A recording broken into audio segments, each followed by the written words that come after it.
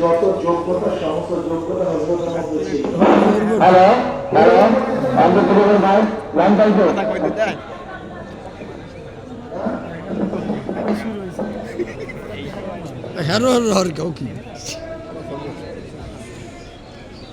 Ruhollah Faizi সাহেব রহমতুল্লাহ আলাইহি আল্লাহ পাক রব্বুল আলামিন ইলম এবং আমলে বরকত দিয়েছেন ওনার মধ্যে।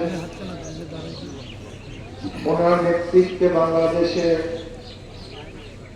যেই পরিমাণের কোরআনী শিক্ষা ব্যবস্থা হয়েছে, আমি মনে করি কিয়ামত পর্যন্ত এই সরকার জারি থাকবে।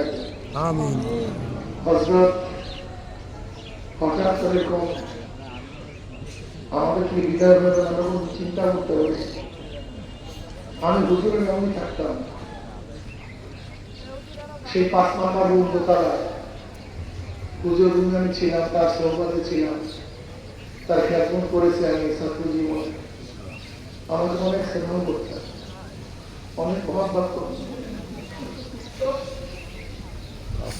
হুজুরের শেষ আমাদের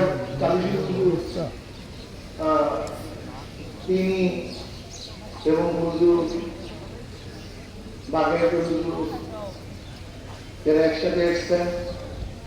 এরপরে এখান থেকে আর এক অল্প চলে গেছে আইয়ুব আলী সাহেব হুজুর, সময়কার হুজুর, তিনি পরে আসছেন। এরপরে সেখানে আছেন আমাদের আব্দুল কাদের সাহেব,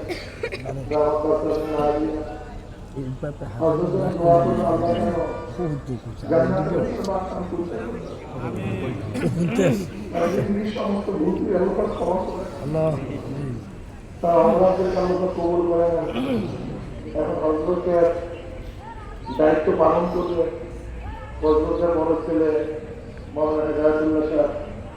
সে আলহামদুলিল্লাহ হযরত এখন দায়িত্ব পালন করবেন। আর আল বাগদাদের দায়িত্ব